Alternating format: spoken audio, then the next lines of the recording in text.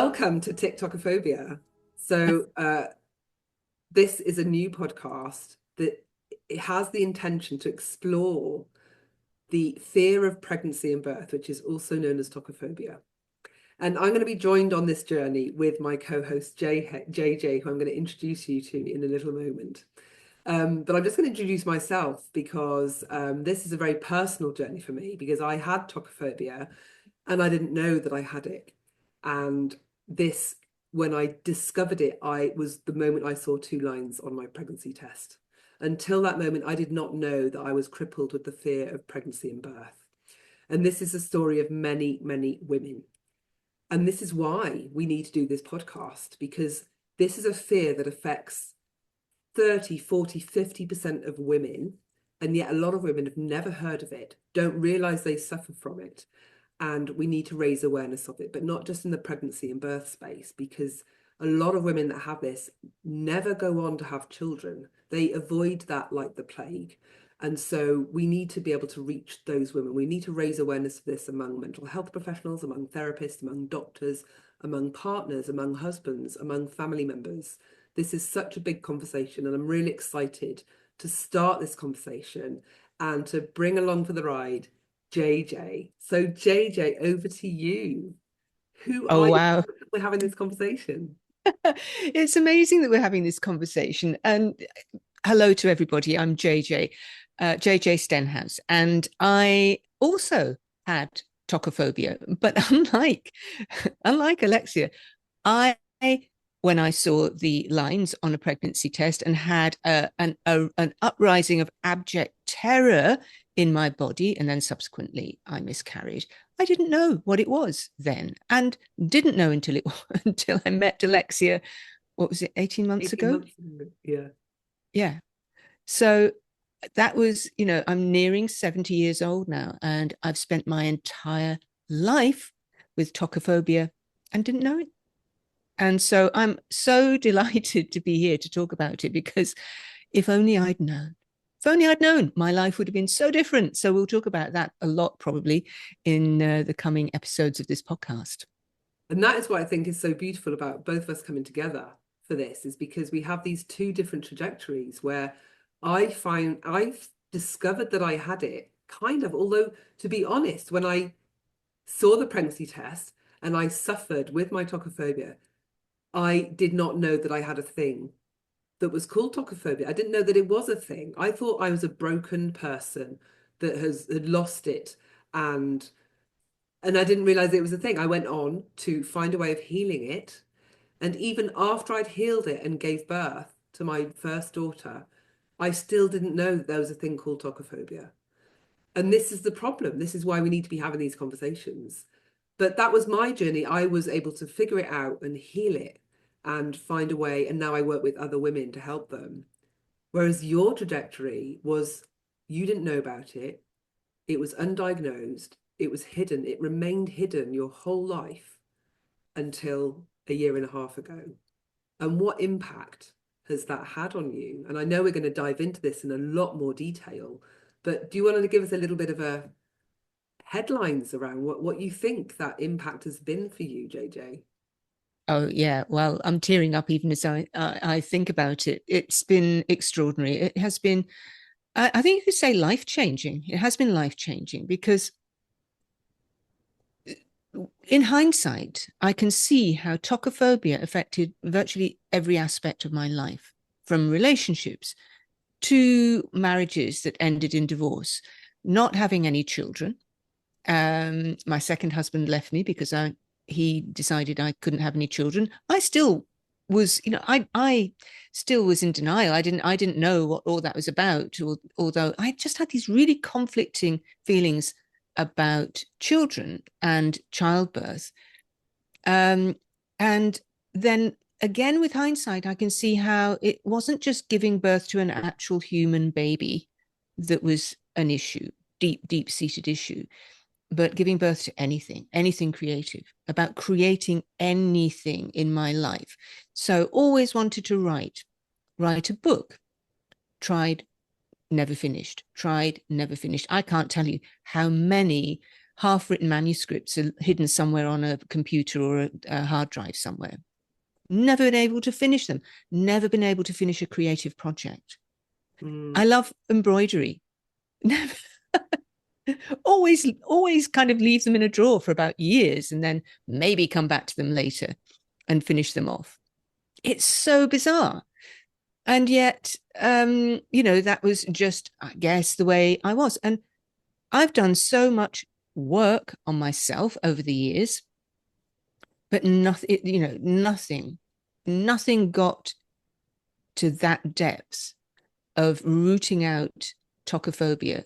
And I hadn't even heard the name until Alexia, we were talking about it at a presenters meeting on UK Health Radio. And I thought, I've got to know more about that. And then as we talked about it further, I realized, that's me. That's me. And I had exactly as I say, the same feeling as you when I saw those lines on a pregnancy test. Yeah. And didn't even know what that was about. And of course, everybody afterwards says, "Oh, don't worry, there's plenty of time." And I was just in a complete state. Yeah. But not knowing what kind of a state I was in, even. I was angry. My hormones were all over the place. Everything was in a complete muddle. But nobody ever said, well, let's look at this and see what the cause is. And maybe it's tocophobia because nobody seems to know what it is. And I think it'd be worth just diving into the kind of work that you do, because it wasn't like you weren't like a chemical engineer or like, I don't know, a climate scientist, or I don't know, like, you tell us about the work that you do. Yeah. Well, I mean, I started off as a journalist. So, you'd think if I was going to find out about certain things, I have access to all this information for all these years. And then I moved into coaching and training in the health world and well-being world. And I've trained in all kinds of modalities, energy healing work. I'm a medical intuitive anyway, but, energy work, NLP, advanced NLP, all kinds of different modalities, which are designed to help you overcome all the things that are blocking you in your life. And nothing got close.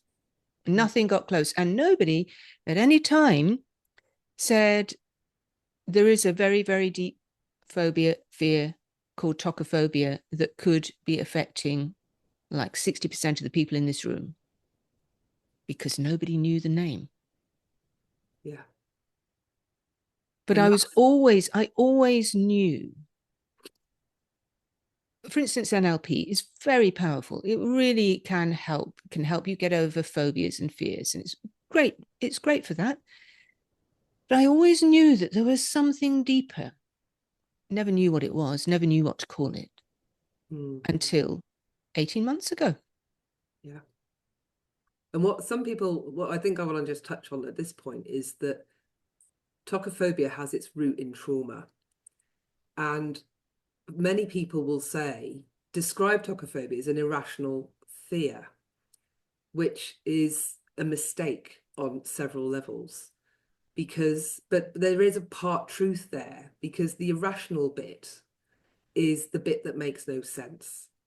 And the bit that makes no sense is to the woman suffering it, because she is suffering from this thing and she has no idea why. That's if she knows about it. But even if she doesn't know, like when she knows that she has a fear of pregnancy and she's actually expressing the idea quite openly, I don't want kids, birth terrifies me. There's no way you're ever going to catch me getting pregnant. That kind of language. She's got an awareness that this is not for her. And so she might simply think, well, I'm not maternal, like I don't have the mother gene, or that might be some of the things that are going on in her mind. But this won't make sense to her. She'll just think, well, this is just who I am. I'm just not maternal. That's just me. Just like, some people are funny, some people aren't, some people are, that's who we are. So that's the bit that doesn't make sense, because we can't point, excuse me, to anything and go, I experienced this thing over here, and as a result of that, I'm now like this. If somebody had been in an awful car accident and they don't want to get in a car again, you can kind of go, well, yeah, that makes sense, because I had this really awful experience and now I really can't do cars. Whereas here we have women that are openly declaring that they can't do pregnancy or birth, but they don't know why. So that's the irrational part of tokophobia. But there's another part that's entirely makes total sense, because childbirth does carry high mortality rates. It is a risky activity. Women are badly treated in the maternity system. There is violation, there are high risk. Women do die in childbirth, babies do die. There is a lot there that can justify that fear among women. So it's this double-sided, there's a double-edged sword here, where part of it makes no sense to her as to why she's got it, and yet she feels perfectly justified in it, because childbirth, you can die.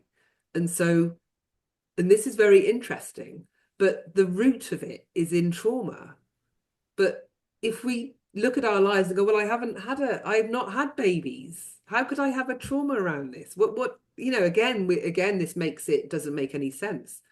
And so the bit that I just want to touch on now is that more often than not, that root trauma is our birth experience, the way that we were born. And just to kind of bring that back to you, JJ, what is it that you know about your birth? Yeah. Yeah, well, that made total sense when I found out about that. Well, the sun's shining on me there. I was born with a cord around my neck. I was born in a maternity hospital. And so I was a blue baby.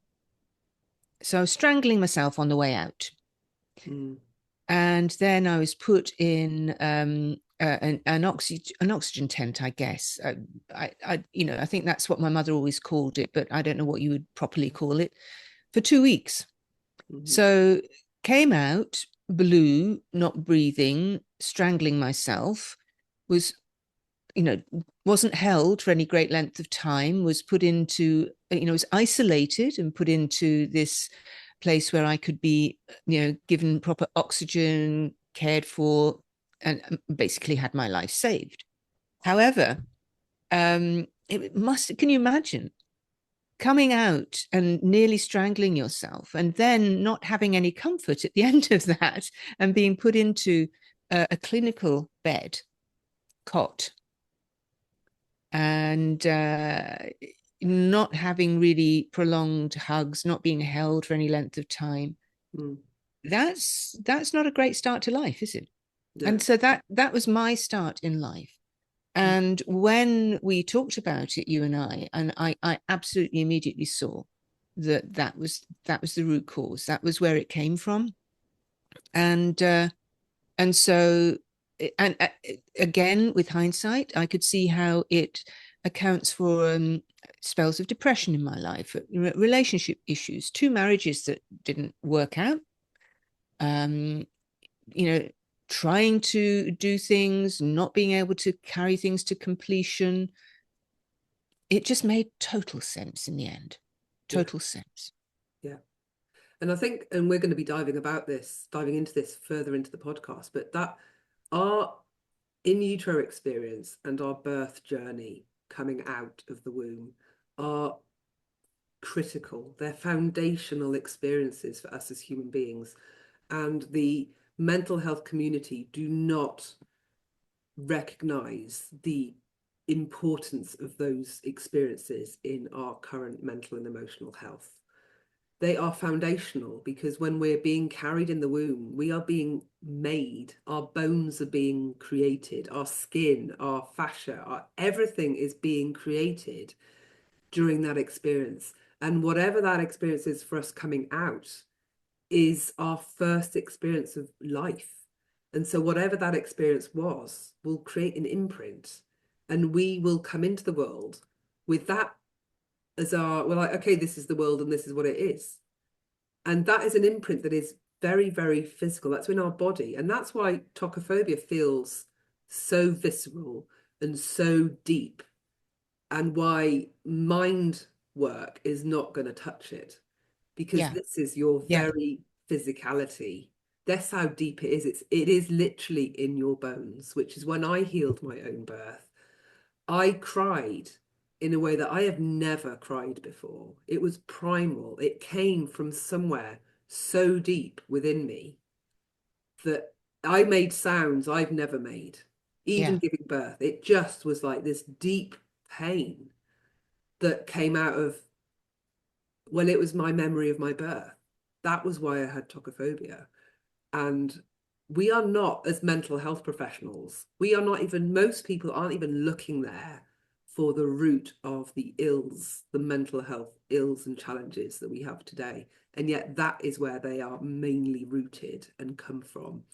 And so, but nowhere more than the tocophobia piece, because of course, if your arrival into the world, your experience of birth was traumatic as a baby, let's be clear, it's not about how the mother experienced it, it's how you experienced it. Then why on earth would you want to go and recreate that? There's no way on earth that you're going to want to go through that again.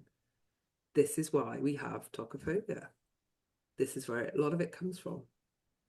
Yeah. And I just want to say again, because we talked about it earlier, or you mentioned it earlier, this isn't just a, some kind of fear that, can be easily dealt with a bit of hand holding and maybe a little bit of work on a phobia cure. When I saw that pregnancy test and subsequently had a miscarriage, the level of terror that coursed through my body was something that I hadn't consciously ever experienced. I wouldn't even have thought you could experience that. Mm. And of course, that must have been what was coursing through my body as I was born, a similar kind of feeling. So of course that lodges in your body. Mm. Must do. And impact everything else that goes on from day one. Yeah. Yeah. So, I think it's important to stress that we're not talking about, fear of having a baby as in maybe fear of not getting your figure back after you've had a baby, or fear of, oh, will I be able to breastfeed? It's deeper than that. Yeah. Yeah. And it does feel so visceral. I know that when I found out I was pregnant, I felt like I'd been hit by a truck. It felt all engulfing. It felt Yeah. like a huge dark cloud had just swallowed me up. And suddenly I couldn't see. I was paralyzed by fear, stunned. And yeah, those first few weeks of pregnancy for me I can't really remember it much. But what's interesting is that my focus as a tocophobic woman, I was not, I was in a serious relationship with somebody. We were 8 years together, and I was in my mid-30s and we hadn't had the kids conversation. Okay, what does that tell you about the mindset, about how I was living my life, how tocophobia was guiding me, shaping my behavior without me knowing? So when I fell pregnant, I was like, oh my God, he's going to leave me. Does he want kids? I didn't even know if he wanted kids. Like, how, like, when I look back at that, I'm like, Lex, like, seriously, how could you be 35 in a serious relationship and you haven't had the kids conversation? What, somebody should have shaken me down and gone, what the hell, So I hadn't, so I didn't know, I wasn't tracking my period. So we had to go to the neonatal unit regularly because they wanted to date me. They wanted to give me a due date. So I had to go in and they had to try and measure the fetus. And so for me, I was in and out. And it was during one of those visits where I found out that I miscarried and lost the baby. And this is where I knew something was wrong, because yes, in that moment, in that meeting room, or that little room where they call you in with the consultant to say, giving you the bad news. In that moment, I felt this huge wave of loss come over me, but that did not last very long at all, because by the time I got home, I remember thinking, well, that was lucky. Huge relief came over me. And I was like, thank God for that. And then I was like, oh my God, Alex, like, Lex, who are you? What kind of woman are you thinking that? What kind of woman feels relief at miscarrying a baby? Yeah. Who am I? What am I? Yeah. I am I'm broken. There's something wrong with me. That's where I went to. And that was when I realized that something was amiss. And yet I didn't know what that was. I didn't know that this was tocophobia. I didn't know that. So I just presumed that it was my anxiety, which it kind of is, because tocophobia is an anxiety disorder. But it's a lot more than just anxiety. I was wrestling with grief because I just lost my mum very suddenly to cancer. So I was dealing with that. I was bouts of depression. So, I mean, I was a hot mess on all fronts. So I just put it down to being a hot mess. But there's something in me that thought, no, there's something more going on here. But I didn't know what, right? I didn't know what. And so, there are women everywhere going through very similar experiences, and they have no idea why. They don't know why. And this is why we're doing this podcast. Yeah, I had no idea. I had no idea. And I was in a complete, place of, I don't know what's going on with me. I don't know what's happening with my body. I don't know what's, but then let's just push that to one side and let's just get on with life. Yeah. Yeah. That was the answer for me. It's just get on with life. Just, it's just something that happened. Yeah, and I will not be doing that again. I'm going to go over here. Although not consciously thinking that either, right?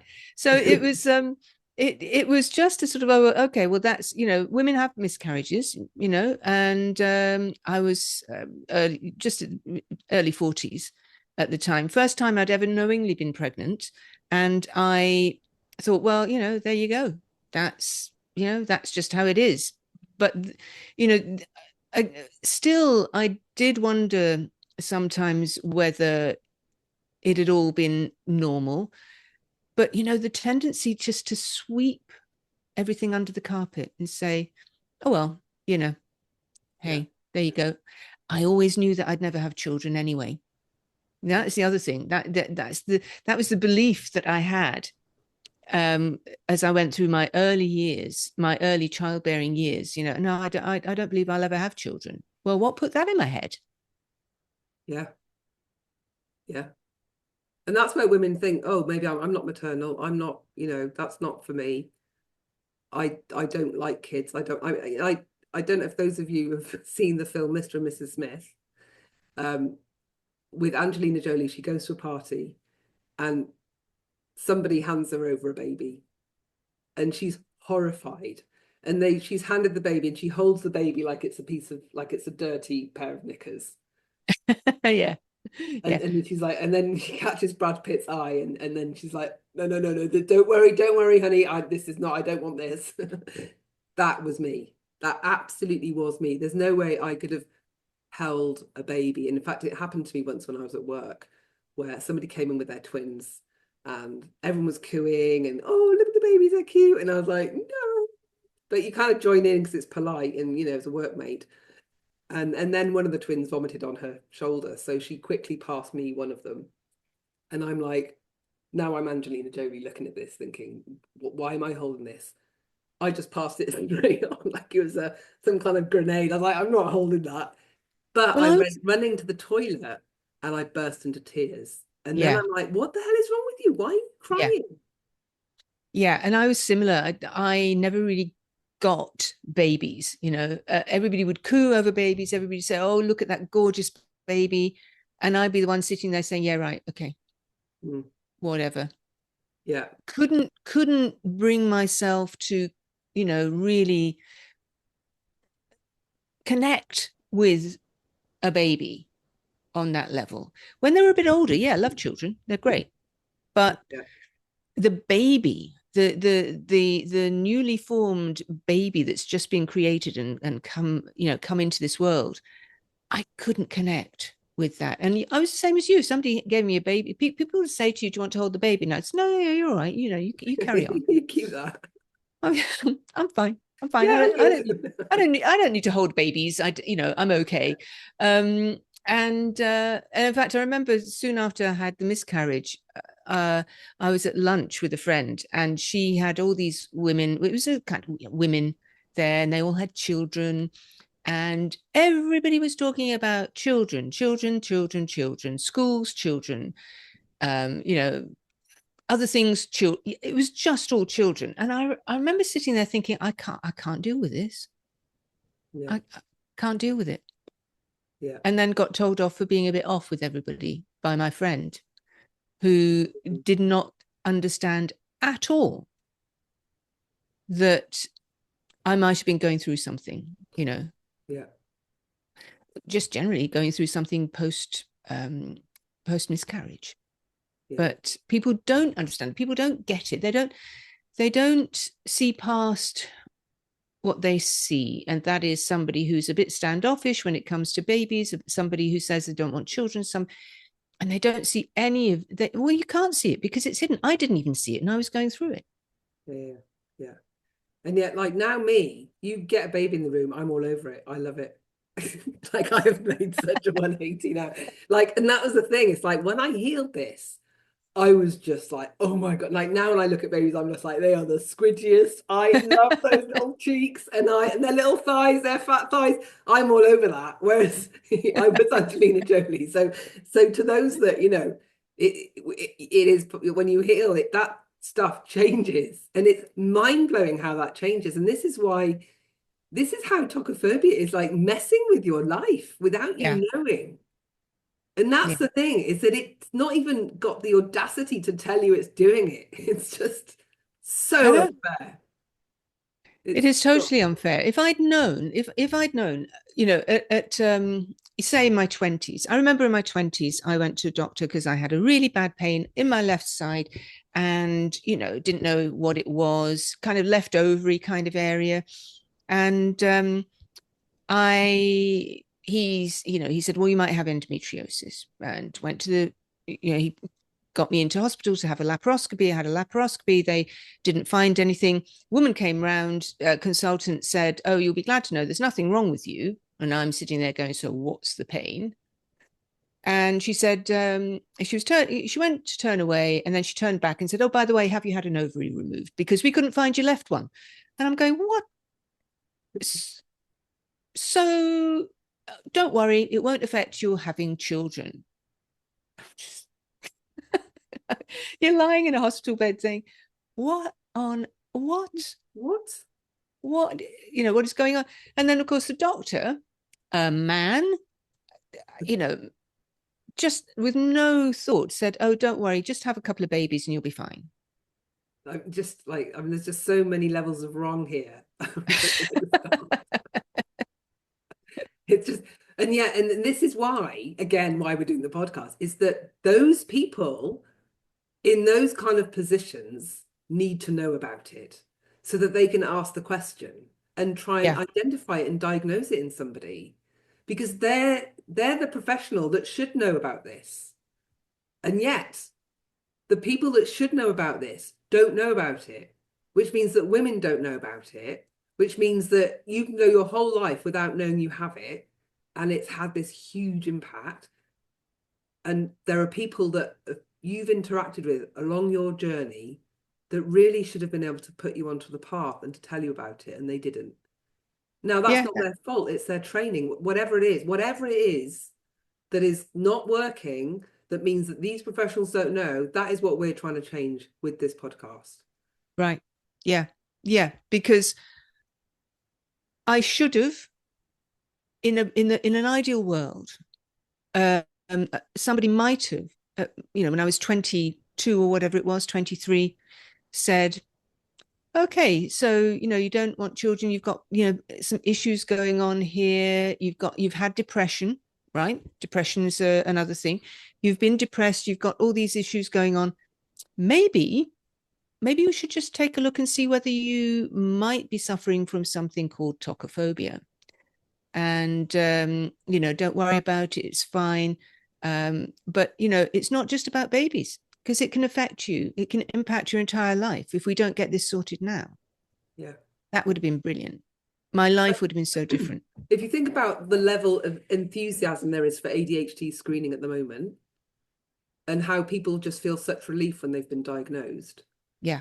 This is the same. We need the same for tokophobia, because this is not just a baby conversation. This is not just for women of childbearing age, because it doesn't bloody matter if you want kids or not. It doesn't. That's not what we're talking about here. This is why we need to take this out of the pregnancy and birth space and into the mental health space, because this is not, even though it's a fear of pregnancy and birth, as you discovered, I keep wanting to do this. I know you're back. I'm just trying to get out the sunlight. Look at it. Look at the sun. People say it's never Don't sunny. complain. You're in Scotland and it's sunny. It's I know. Anyway, I'm moving things around, so excuse me. I'm going to have to draw the curtains in a bit. But anyway, Yeah. let's just carry on with this for the time being. Oh, maybe if I go this way. There you go. That's a bit better. So what was I saying? So yeah, we need to take this into the mental health space, because as you discovered, the impact on you is it stifled your creativity. Like when you think back to that birth, your birth, and you had the cord around your neck. So since then, you've not been able to breathe life into any creative project. There's a direct link in terms of the perpetuating pattern that comes directly from your birth experience. And that has affected you professionally.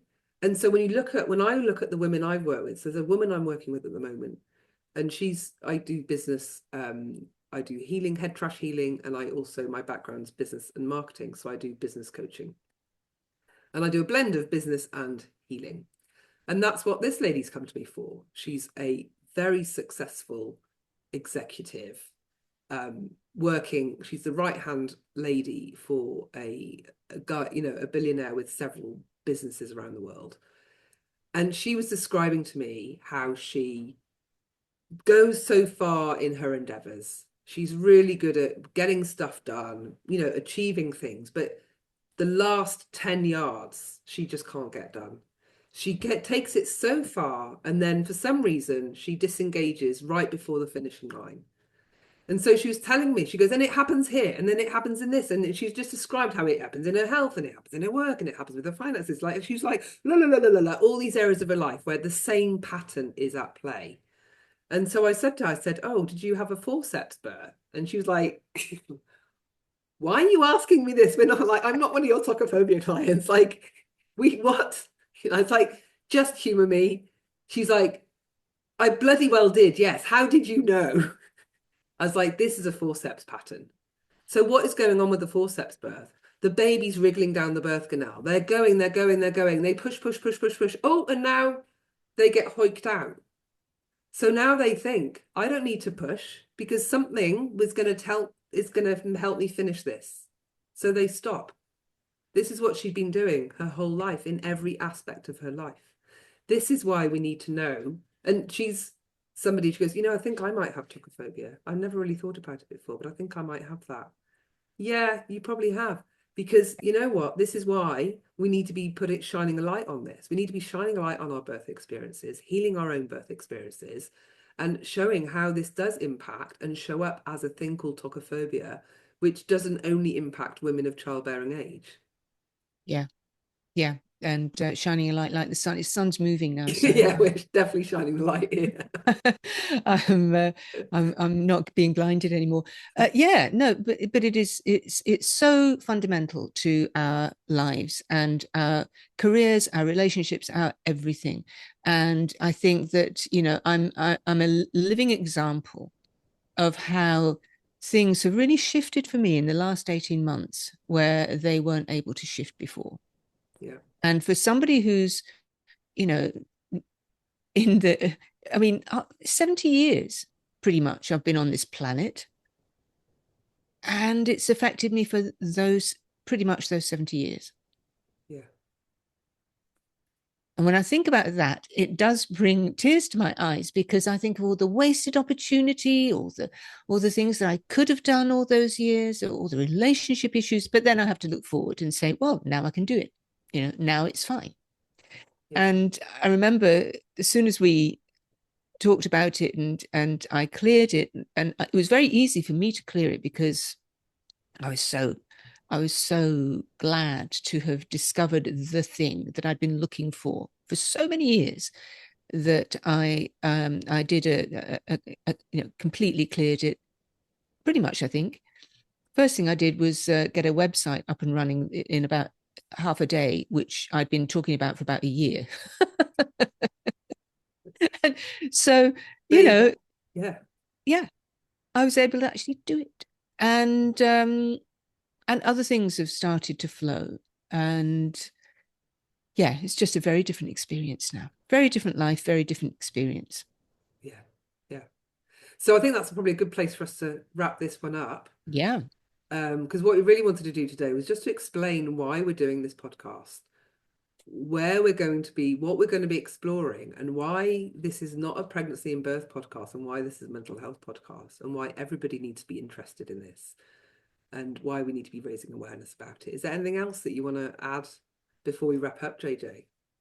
I would just say be open to the fact that you might, man and woman, be you might have tocophobia, because if there's anything that you find that you're stuck with in life, or if you feel that it's not just about, not being able to handle babies, it's not just about the fear of giving birth, it's the fear of birthing anything in your life.